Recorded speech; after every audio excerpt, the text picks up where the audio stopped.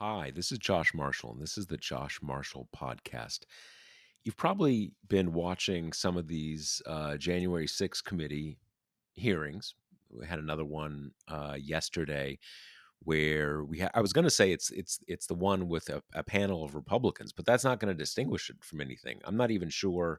Uh, I'm not even sure there have been any Democrats on any of these panels. Now, you had the voting workers, um, the voting worker and her mother in yesterday's hearing, who would be there in I guess notionally nonpartisan. I have no idea what their political affiliation is. I mean, African American women in Georgia suspect they're probably Democrats, but that's obviously not what they were there for. They were there as they're as being basically collateral damage in Trump's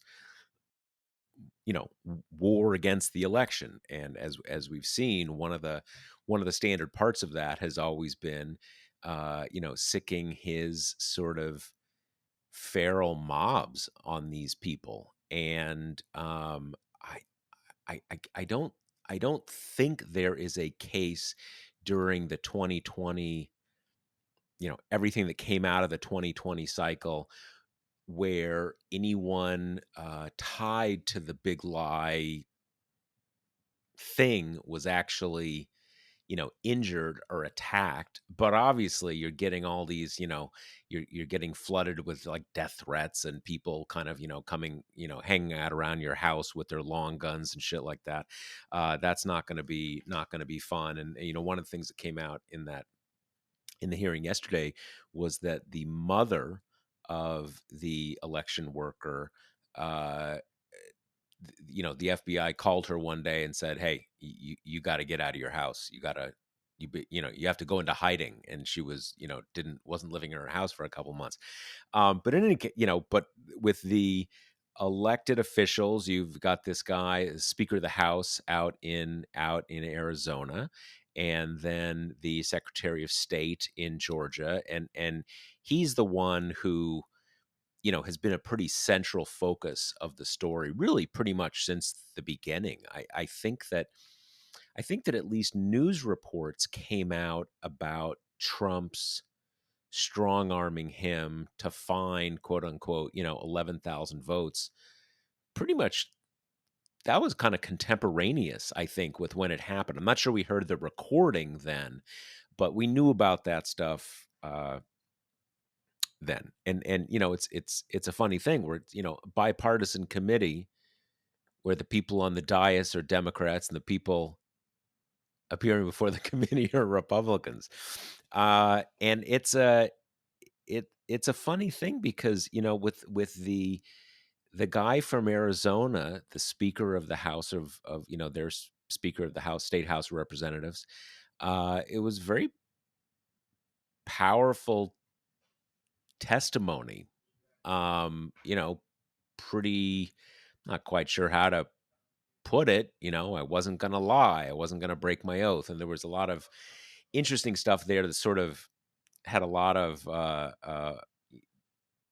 of LDS, Mormon church subtext about not, I mean, I think for many of us, we're just not going to break the law. We're not going to like subvert an election. But clearly, for him, there was this extra dimension about one's oath, which for him is an oath, is a promise to God in addition to uh, the civil context.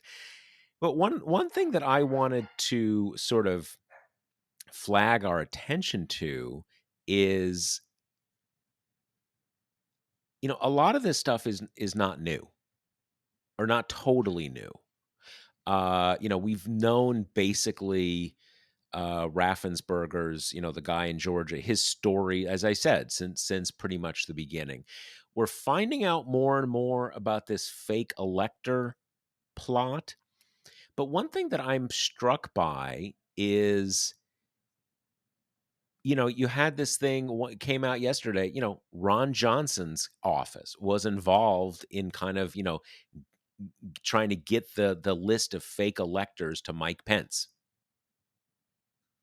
So you've got members of Congress, participating in this conspiracy, and a bunch of reporters went to kind of ask Johnson. He's just walking to his car or something like that, and it was very striking to me because he's like, "Oh yeah, there was some intern, I don't even know who they did it." Like, okay, that that doesn't make any sense.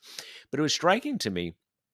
You sort of see what's getting traction when people don't want to answer questions and people are like scurrying away from reporters.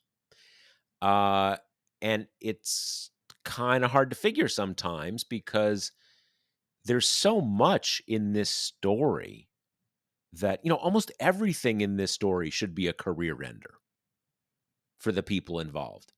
And yet we've seen, someone comes up like, oh, this is the time that I told them to just throw away some votes or find some new votes, or I came up with this list of phony electors and all this kind of stuff. And you're just like, wow, that's pretty bad.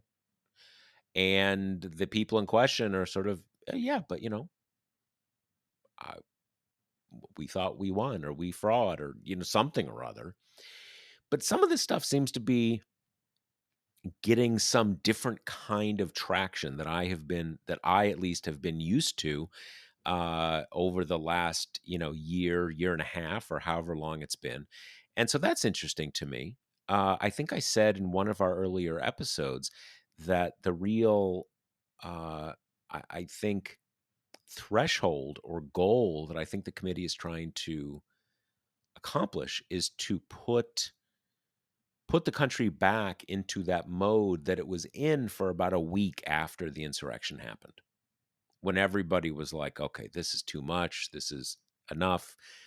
There have to be consequences, all that kind of stuff, before everybody just kind of got used to it, and everybody decided it was fine and you have to move on and stuff like that. And I think they've had some progress in that. It does feel a little different right now. It felt a little different then, and then that subsided. So I think the country is in some ways in kind of a struggle to see whether the Republican malefactors involved in this, or the larger number of elected Republicans who did not take a direct role themselves, but have been happy to say it's fine ever since and want to move along to the next thing. Uh, it, it, that seems a little different now, and it's are we going to are is the rest of the country going to give them time to kind of wait this out and have it go back to just being normal stuff, or not? And that is where I think we are. So we're going to talk about that. We're going to talk about guns. This thing actually seems to have happened. And a piece that Kate, my colleague, has out about, the demise of Roe and what that might mean for the District of Columbia. Whereas we know Congress is Congress is in charge, even though they've got this kind of nominal local government that Congress can overrule at will if it wants to. Remember, before we get to that, it's hot. It's actually not here to. It's not hot today here in New York City. I don't know what's going on. There was, my younger son graduated from middle school on Friday, and it was like 90 degrees where his graduation. Luckily, it was kind of right on the Hudson River, so there's some breeze or whatever. But it was like 90, and then the next day it was 60. It was crazy, crazy. I've never seen undulations like this in the temperature. And today it's kind of back near there, at least here in New York City. In any case, what it says in the ad copy is it's hot. Like too hot to put on real clothes and shoes to go out for an iced coffee. But that doesn't mean you have to suffer without something delicious and cold to sip on. Get a Grady's cold brew beanbag kit delivered to your door and enjoy smooth, silky iced coffee without ever leaving the house. Each kit makes 36 glasses of iced coffee, which means you'll be ready to weather even the worst heat waves. And with a price tag of just a buck a cup, you'll have money left over to splurge on a kiddie pool. Ready to feel the chill with every sip? Get 25% off at Grady'sColdBrew.com with promo code TPM. That's Grady'sColdBrew.com with promo code TPM. Okay, Kate Riga, what are we talking about? Well, I do wanna mention just a couple things about the Ron Johnson story that I dearly love, including that when he was, like, fleeing from the reporters, he was pretending to be on the phone, which is a very common senator And someone dodge. called him on it. Yeah, and someone's like, "I can see the screen of your phone," which bold. I Yeah, that enjoyed is that. that is bold. Yeah. But also just the extent to which people like him who were involved on some level have not even like bothered to come up with a cover story is almost comical, you know? Like the story he's peddling expects us to believe that, as someone as low down as an intern, his office is like carrying water for them and like contacting the vice president's office, all without his knowledge, and apparently at no higher up's direction. Just, this intern is involved. And so they just did what the intern said. And as someone who has been a Capitol Hill intern at a Senate office, I can tell you that I did not have that particular sway. My day was largely spent putting together every press mention of the senator that happened during the day. That was largely the extent of my authority, was that one specific binder. So it's just like, Yeah, even the idea that you would push send on a yeah. piece of email coming from the office is Oh no. close to absurd in itself. It's so deeply ridiculous, and everybody knows it's ridiculous. Yeah. Yeah. And it's just like no concern about culpability. No, we need to kind of weave together some plausible deniability here. It's just kind of like, I gotta go, I'm on the phone. And reporters are like, well, you're not. And he's like, well, the intern made us do it. The unnamed intern. Goodbye. So, Hilarious. yeah. Hilarious. So, it's kind of interesting to have this conversation because Josh, you've been watching the hearings very closely. I have not been watching them because our colleagues, Matt and Josh, they're kind of handling it for TPM. I've been covering other things. So it's interesting because I'm, reading up on everything afterwards and kind of catching up on the stuff that I can't watch during the workday is like it's just such a weird experience because like you mentioned in the intro, I think a lot of the point of this is the emotional impact, especially with those poll workers, but even, Raffensperger and Rusty Bowers. There's in all of them, there's this very hearty dose of Trump's lies are is not a victimless crime. There's all this collateral it leaves behind.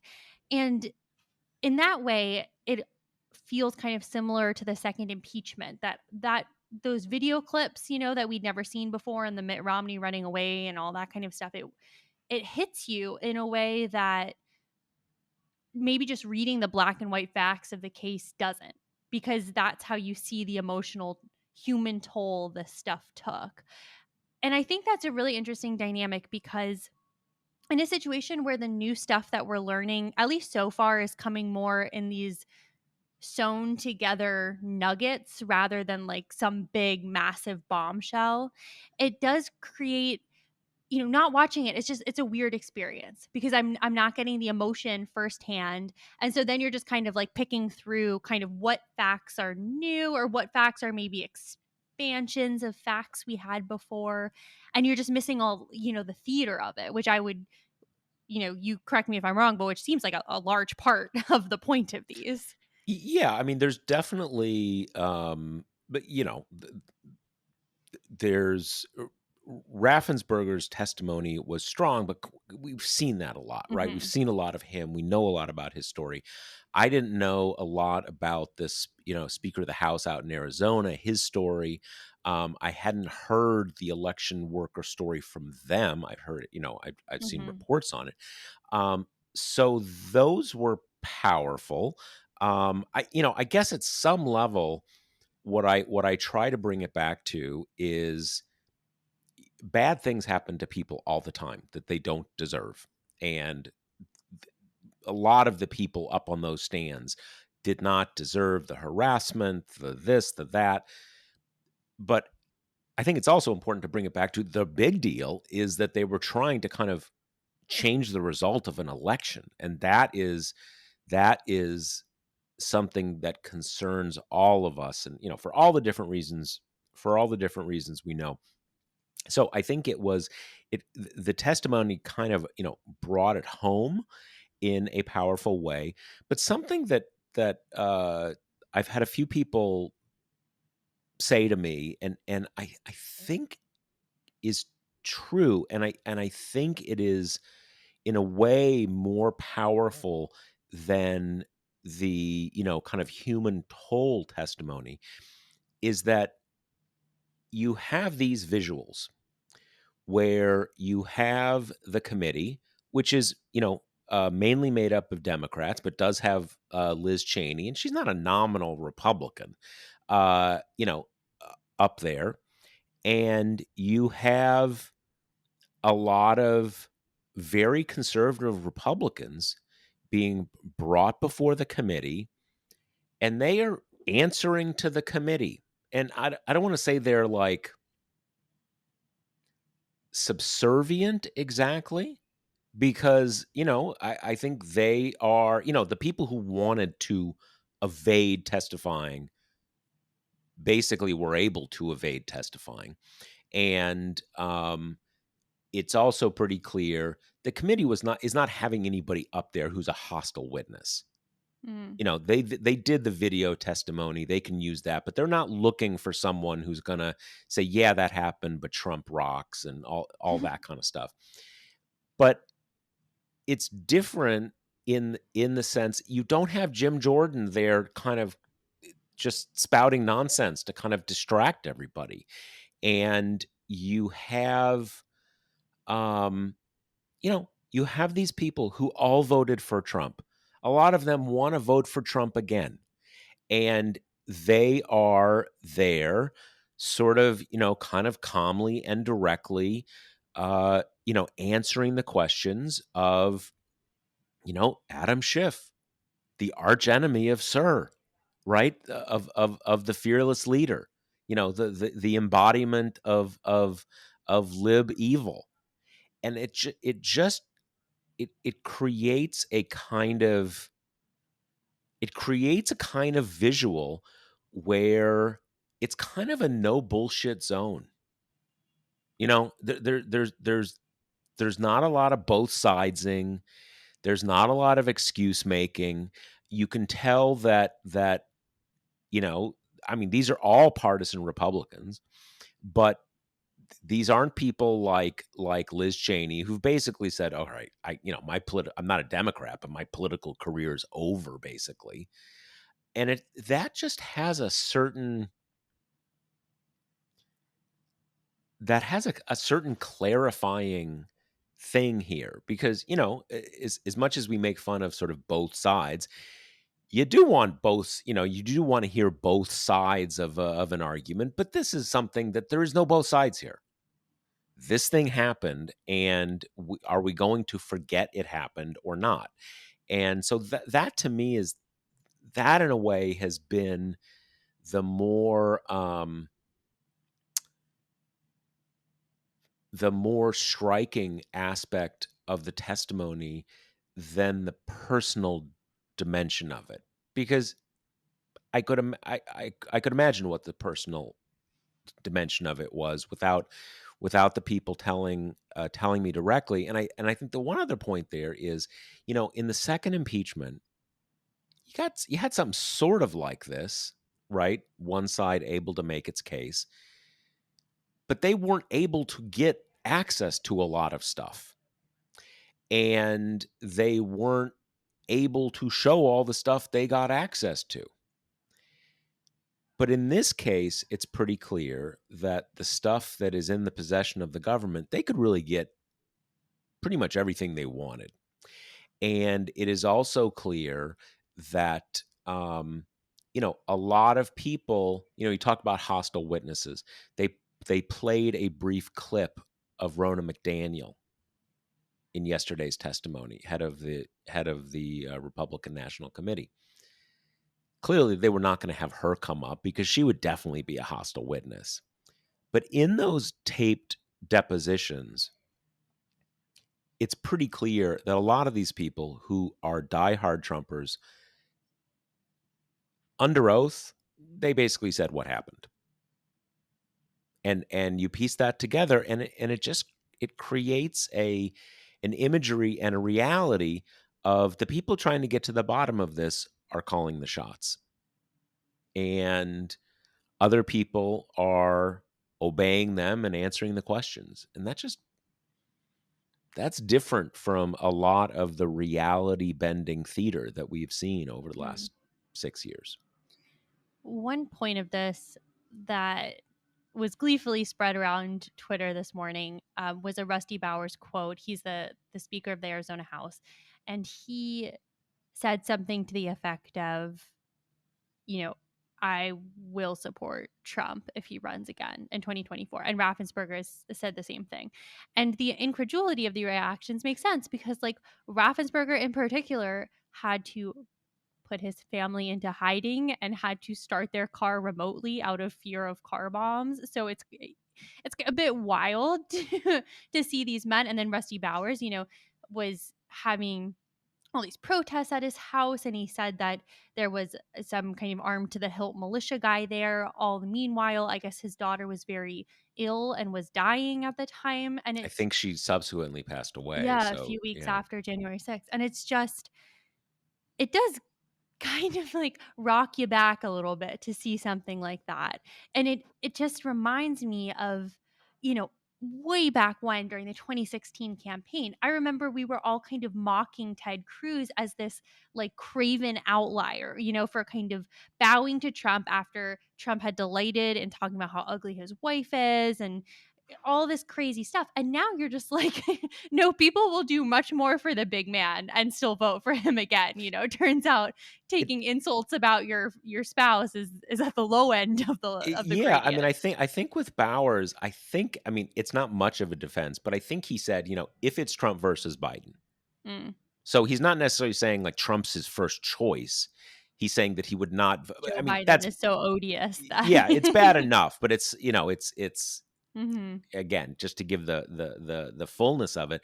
I mean, what strikes me in those is that, look, if you're in politics and ideology is really important to you, and if it would, it's going to take a lot to have you vote for someone of the opposite party, if that is your thing.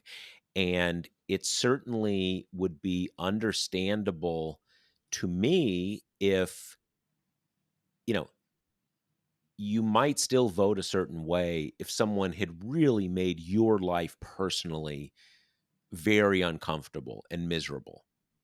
Okay.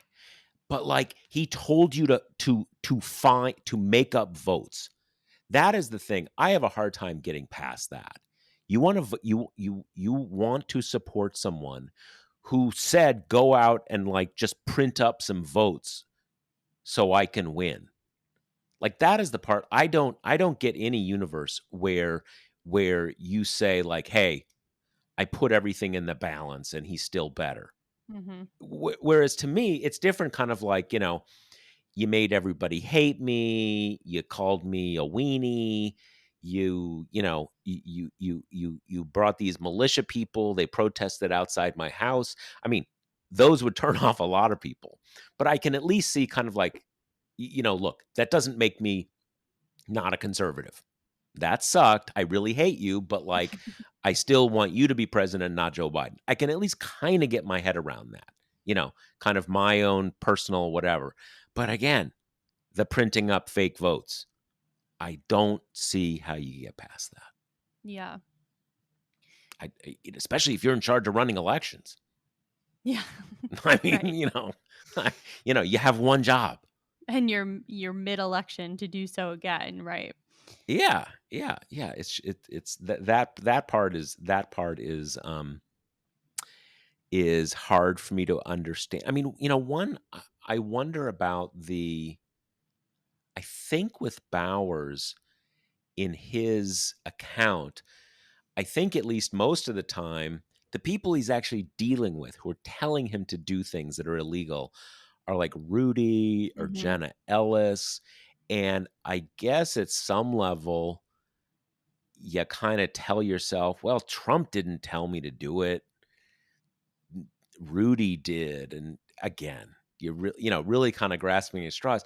But in Raffensperger's case, it's the president telling him directly, get me some fake votes.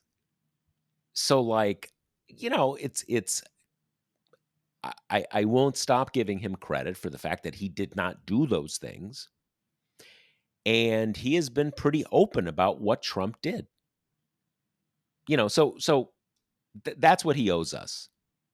Who he votes for personally is kind of, generally irrelevant to the big picture, but it's still hard to get my head around. Yeah.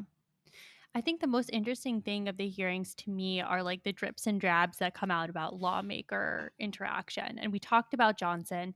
The other thing that came up at yesterday's hearing was that Andy Biggs of Arizona, who's in the House of Representative, called Bowers on the morning of January 6th, asking him to support, the decertification of the legitimate electors who voted for Biden.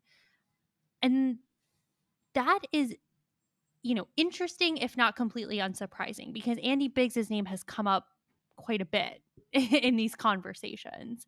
But what do you make of this kind of triangulation on the certain lawmakers who were involved? Because that's something that, even though reports have surfaced some of this, I mean, that's totally different from impeachment round 2, when they purposefully went out of their way to kind of exclude Republican lawmakers from the Right. blame so as to Right. not alienate potential jurors in Yeah. the impeachment and conviction.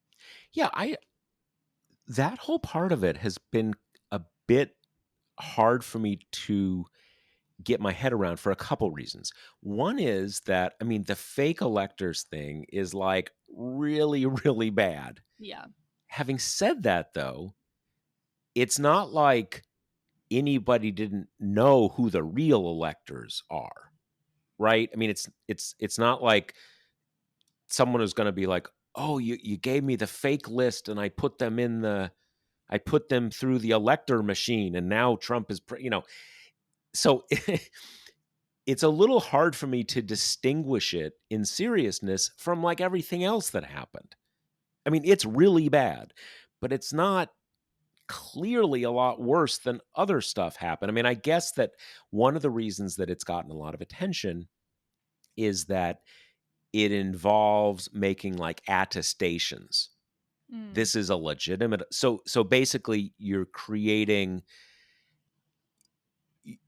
false documents in an electoral context. And so that may have legal consequences in a way that's saying, "Hey, can't you find some more votes?" Maybe more ambiguous. The law works in funny ways. But what strikes me, in part related to that, is when these things came up in the testimony yesterday, you've got like, I don't think Biggs said anything. I don't think he's answered any questions. And clearly it caught Johnson like off guard and he didn't Mhm. have a good answer and he's like running away. And so that gets my attention because like, oh, okay. You seem worried about that. You don't seem to have a good answer. And you seem a little concerned that you have been tied to that. And I don't know if that's the kind of thing where over a few days, after a few, appearances on Hannity, it'll become awesome and no one worries about it anymore. But something is different there. They're clearly they're scared of being tied to that. And I'm just very curious about what has them off guard on that point. I mean, again, maybe it's because for these technical reasons, it's something that violates a law more clearly than a lot of the other stuff. A lot of the other stuff, which in my mind is more serious. If you're saying stop the counting or just throw out the Biden votes, that's about as serious as it gets. And again, with with this fake electors thing, everybody knew who the real electors were. Everybody knew that that the real electors from Wisconsin were the Biden electors. So on the one hand, there's this, kind of we're going to keep it secret and, kind of hide out in the state house and all this kind of stuff. But at the end of the day, everybody knew who the real electors were. Uh, I guess we will see. Yeah. I get the sense that they think there's real legal vulnerability for them on Hmm. this one, and maybe that's just because, again, it basically involved um, saying, I attest that these are the official electors from the state of X or the state of Y, and that's a false statement. You are, whatever the crime is for submitting false documents to the federal government, blah blah blah blah, and everybody who's involved is part of a conspiracy to do those things, and so everybody's kind of on the line for it. I mean, I'm not going to hold my breath for people to get charged, but something has these people spooked. Yeah. Okay, so let's talk about something else that Congress is doing, which is last night the Senate, well, a group of senators announced that they had arrived at a deal on bill text of the quote bipartisan Safer Communities Act, which is the gun legislation in response to the most recent spate of horrific mass shootings. A group of 20 senators kind of announced it, 10 Democrats, 10 Republicans, and they took last night their first procedural vote on the bill, which got 64 votes, which clearly a lot, clearly enough to overcome the filibuster. So everything kind of seems on a glide path to passage at this point, probably either this weekend or early next week. Now, was that technically the vote to start the debate, or just a kind of a proxy vote for the vote to start? I mean, all these technical, kind of Yeah, procedural so things. we still have to come, the vote to end debate, which is the where the filibuster kicks in, and then final passage, and then the House has to pass it as well. So Right, yeah. right, right. So just a little summary of what's in it is that basically what it does is it extends the time for background checks of under 21. It doesn't prevent them from, buying rifles, which is what Democrats wanted it to do, but it just gives longer time for background checks. Spends a lot of money helping turn schools into army bases, basically like hardening security at schools and mental health stuff. And then the piece of it that almost kind of torpedoed the whole agreement was on red flag laws, this agreement to include boyfriends in the red flag law, which allows people who have been convicted of domestic abuse to not be able to purchase firearms. But before that, it only ever applied to spouses and partners with whom the victim had children. And there was all this debate about, well, how do you define a boyfriend and what's, a casual acquaintance and blah, blah, blah. So now they're including those people in these red flag laws. But the compromise is that um, if the quote unquote boyfriend who has been convicted of some kind of domestic assault can't buy a gun for 5 years, but then can buy a gun again if they were only convicted on a misdemeanor and haven't committed more crimes since then. So I know that that that was. Yeah, that's go ahead. the bulk of it. That's the Yeah, I bulk mean of it. that was the big thing. I remember discussing this with some people that was the big objection. Like, you attack your wife one time, and suddenly guns are over for you, and they didn't. And I'm obviously sort of mocking the idea that that's like a big injustice, but that was the thing, that kind of that there had to be some sort of not statute of limitations, but some limit, that if you kind of clean up your act, you can have your guns back after 5 years. I mean, one thing that strikes me though is that none of this comes into play though unless you are convicted, Yep. right? Okay, so you have Mm-hmm. to be. So it's not if there's an incident, police are called. Let's just, for the sake of conversation, say there's no question that violence occurred. Um, you would have to wait. until charges are brought and there's a conviction before any of this red flag stuff even comes into play, right? Right. So what about these cases? What about the parts of these laws that I guess this is just for the domestic partner issue. What Mhm. about the part of these laws that are supposed to be no conviction, just someone is might kill themselves, or someone a judge decides that there are sort of exigent circumstances that something a judge you can show a judge, and the judge says, okay, you gotta kind of hand your guns in until this at least blows over. Is that in here, or is that just a part of red flag laws that are Mhm. that this doesn't apply here? So the bulk of the red flag stuff, which, addresses the stuff you're talking about, in this bill, it's mostly just funding for states to funding that gives states more incentives to like enforce whatever red flag laws they have on the books. Got it, So okay. okay, the thing that I am conflicted on is like on the one hand, you're like, great, it's something, right? I mean, how many mass shootings have happened where there's been absolutely nothing? This is clearly better than that. But then on the other hand, I keep going back to my cigarette obsession as an analogy with this. And it's like there was some paltry regulation, early on that a pro tobacco Congress agreed to because the tobacco lobby like wasn't that concerned about it. And that was putting a surgeon general's warning on the packets and not letting them uh, do certain types of advertising for cigarettes. And it's like not the lobby doesn't like it. Yeah, I mean, no corporation wants any regulation at all. But they were kind of like, this phrase, this make the warning on the boxes makes smoking an informed choice of the smoker, and we can just advertise in other ways. So we don't like it, but we're not going to fight tooth and nail against it. And that is kind of the sense that I get here too. Like the NRA opposes this, obviously, don't like any regulation, but almost none of this interferes with the purchasing of guns at all, which of course is the lobby's biggest motivator. They exist to sell guns.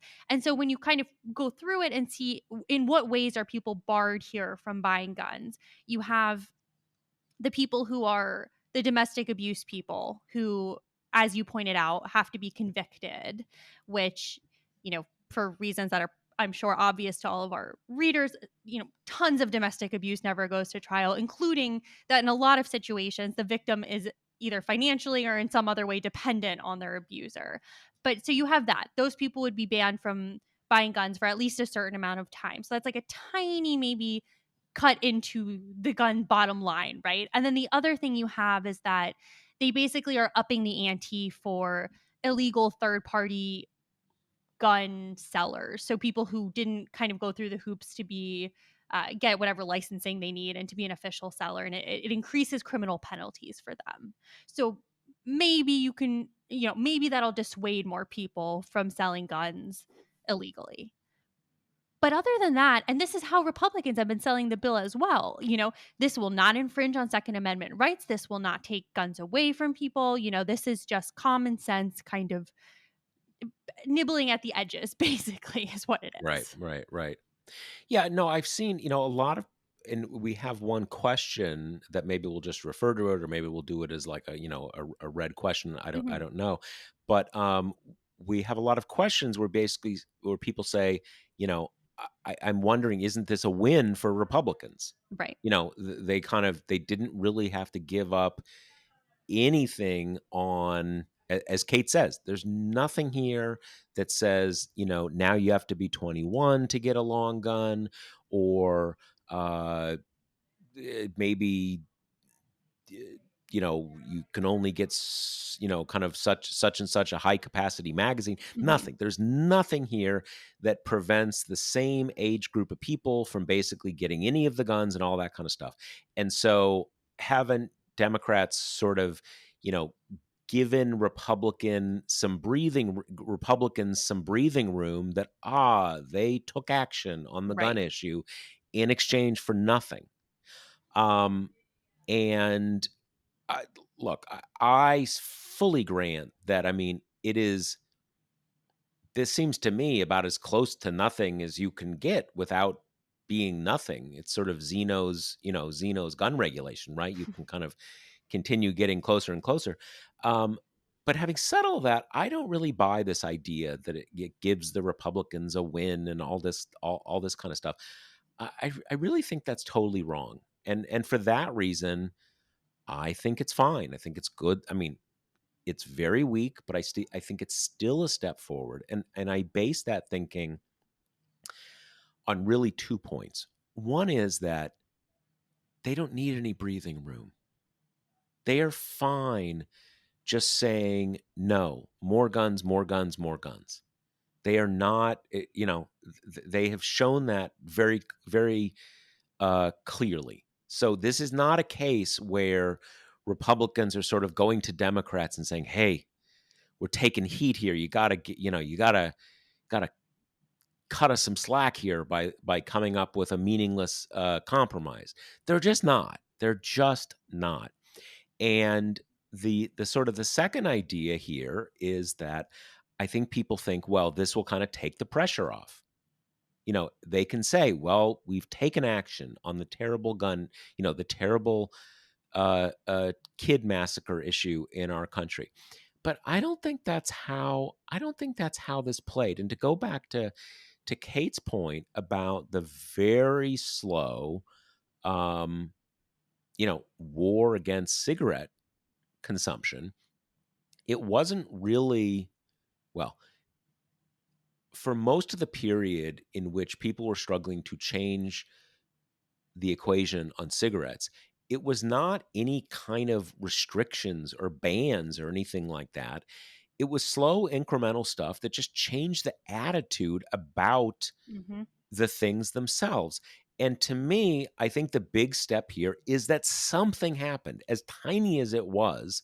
And that validates the idea, surprising as it may be, that when you've got too many gun massacres, you should you need to do something about it by legislating about guns. I think it validates that incredibly obvious premise. And so I do not think it makes more legislation in the future less likely. I think it makes it more likely. Now, I'm not saying it's a lot more likely, but I do think that it makes it slightly more likely. And frankly, that is why most Republicans have this attitude of no, absolutely nothing. It is not really a point about rights. It is, I think, an accurate analysis of the politics that where you fight is on the absolute point, nothing. And once you say, well, okay, maybe we need to tighten up this background check thing, and maybe if your boyfriend is threatening to shoot you, that even if you don't share a child, cohabit, or are not legally married, maybe it's still relevant. You know, so it's very, very small, but I think it's a positive, both substantively and politically.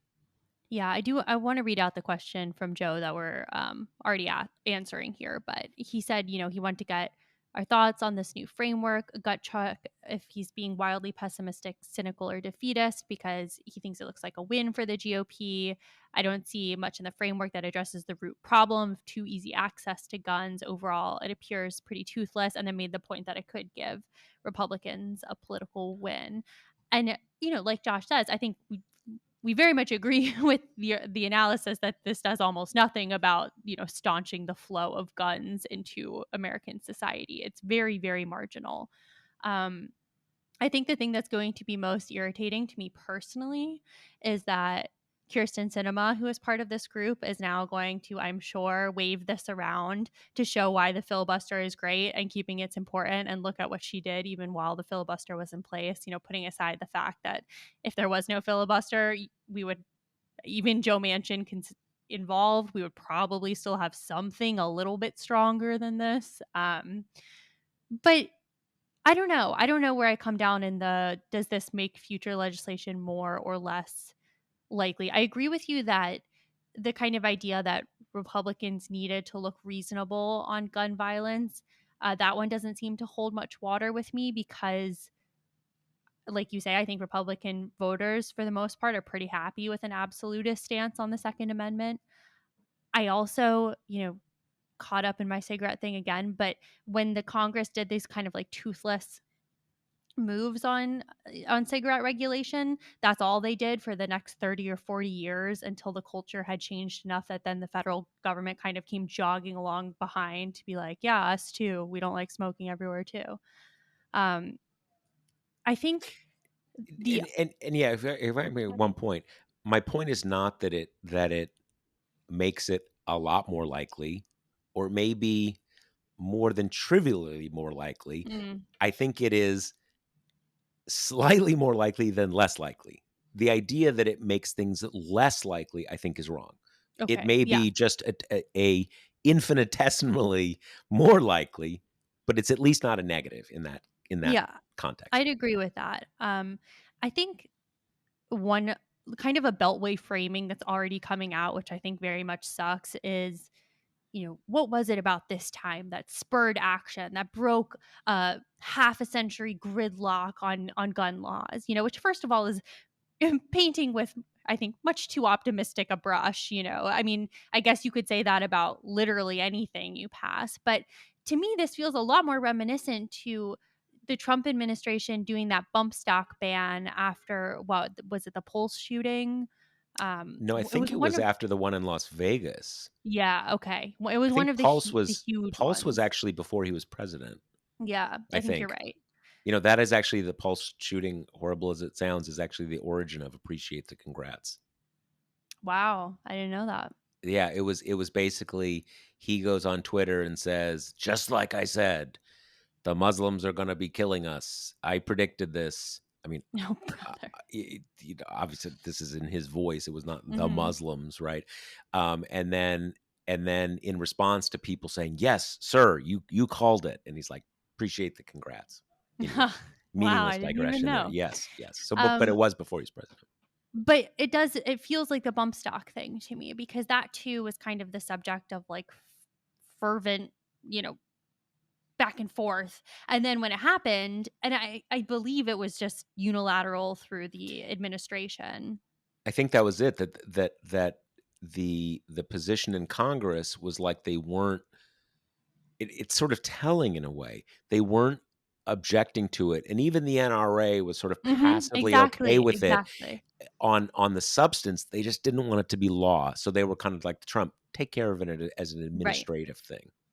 But that too, it was, I remember in the immediate aftermath was covered as like in a huge sea change, a Republican president is passing some gun regulation, which is like factually true, but also just, again, it was just this small bore measure that the NRA only kind of half-heartedly cared about anyway.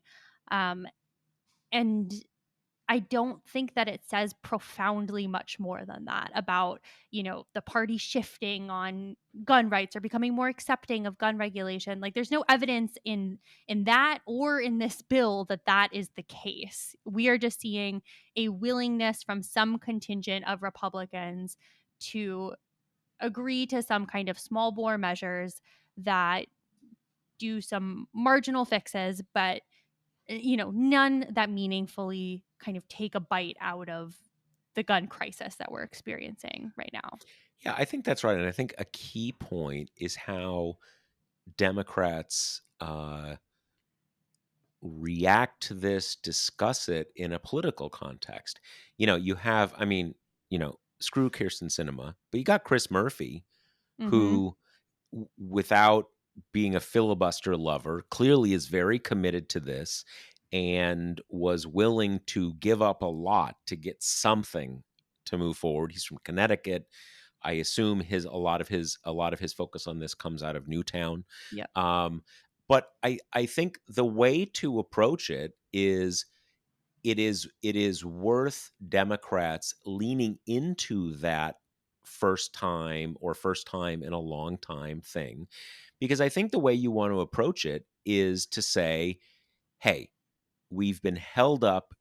Republicans have been saying no to everything for 25 years.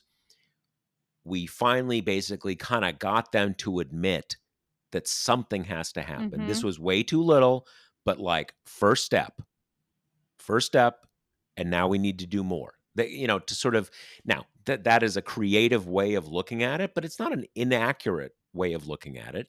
And I think you need to approach it in a way that is not in a political messaging context, is not defeatist and Mhm. attacking Chris Murphy and attacking Chuck Schumer and everybody, because this is clearly all they could get. But also approaching it as, what's the victory here? It's not this kind of thing like, well, if you've only been on 3 dates and you've only slept together once, you can still, all this kind of ridiculousness about who's a boyfriend and stuff. It is, we passed a bill and we've been getting no for 25 years, but we broke that freeze out, and now we've everybody is conceding we need to legislate about this. This was the first step. We're going to be back at it, you know, back at it tomorrow, back at it in the next Congress. Now, again, that is a one interpretation about what happened, but it is not a false interpretation, and it's the interpretation that allows you to take the win, albeit a very slim one, and set up what the next step is. And the next step is like, oh, glad we solved the gun thing. Obviously, that's not it. But there's a way to do this, and I hope they do approach it that way. Honestly, I think while that spin is still, creative to some degree, I think it's more accurate than what I am sure we are going to soon see a flurry of profiles and courage about John Cornyn coming to his senses on the gun crisis. So Yeah, everyone's spinning. yeah, absolutely, absolutely. And you have to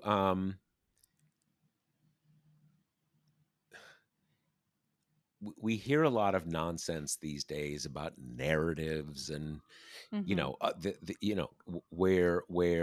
it becomes often a synonym for lying, right? Kind of sort of elaborate Mhm. lies. And in political messaging terms, often, and in a very positive and ethical way, it is about taking the scattering of facts that can mean anything. Is this just one meaningless mini law that will be passed and will have nothing to do with anything else that happens for the next 50 years? Or is it a first step that at least gets Congress back to legislating about something and is more like the cigarette thing? Mhm. A lot of these narratives are like, what do we want it to mean? What is the future we are hoping for? How do we want to line them up to move forward in the direction we desire? So those things are, those things are important. Yeah. So, in our last few minutes, let's talk about this story I wrote, which is basically just about the precarity of abortion rights in DC, which I think is surprising to people who aren't thinking about DC statehood all the time, like I am, which is that DC is one of, if not the most liberal city in the United States. I, I looked it up and almost laughed because 92% of the city's votes went to Joe Biden in 2020, which is like some real North Korea numbers. Um, and the thing is, Congress has immense control over the city's self governance. And traditionally, they've done that by kind of restricting how the district can use its money because it's much easier to tack on an amendment to the appropriations process than to whip up fresh legislation and get it past the filibuster and get it through Congress and everything. So that's how they've traditionally done it. And attempts to curtail the district's abortion access, which is some of the least restrictive in the country. I mean, it happens like clockwork. I talked to Eleanor Holmes Norton, who's the longtime non-voting delegate to the House for DC, and she said she's expects it every year, and it's always timed to the March for Life. That's when they do these kind of symbolic things, but they've also worked before. Since 1988, there's been a rider on DC's budget almost every year that prevents the district from using taxpayer money to subsidize abortions for low income women on Medicaid. I mean, that's almost always a part of the city's laws. Um, so the concern is, And yeah, to be clear here, that's because unlike states, DC does not have taxing authority in the way that so the federal government basically has to kind of appropriate money right. to function mostly as their budget. Right. So the concern from local leaders that I talk to is that, everyone and their mother is painting the midterms as what's going to be a disastrous shellacking for Democrats. So if Republicans retake Congress, and this will, we assume be post Roe falling, which is expected in the next few weeks, that they'll target the district, and because it would be this feather in their cap if they're not able to ban abortion countrywide, to say, well, abortion is banned in our nation's capital. It's not hard to see why that would be this big win for them. And then the concern, even while Biden is president until at least 2024, is that this won't happen in the form of a standalone bill that's the DC bans abortion bill. It would happen on a must pass funding bill that a Republican is like, well, we're going to add this on about abortion in the district, leaving Democrats with the choice to either kind of torpedo a whole necessary funding bill, maybe that needs to keep the government open or something like Yeah, it turns that. out to a government shutdown Exactly. Or issue. protect Yeah. the district, which has, because of the disenfranchisement, has no voting power Right. essentially. Right. So, Right. I mean, the one, and I mean, and I say this not to minimize it at all. I mean, the yeah. one small saving grace is that it's not a case like Texas, where if you are a poor woman in Texas, if Roe goes down, you're probably going to have to travel really far Totally. to access any kind of abortion rights. There is the saving grace that the district is super small. It's Mhm. really easy to get into Maryland. I mean, for people who aren't who haven't lived in the district, I mean, you it's kind of hard not to bump into Maryland or Virginia. I mean, with Virginia, at least there's a river, right? So you kind of go over a bridge. So, and again, I say this not to minimize it, but there is at least very close geographical. You get there on the subway, their Mhm. equivalent of the subway, the metro. So there's that, but you shouldn't have to leave where you live. Yeah. And yeah, so it's I and mean, it and w- yeah. and certainly uh would not surprise me at all. If I mean, you could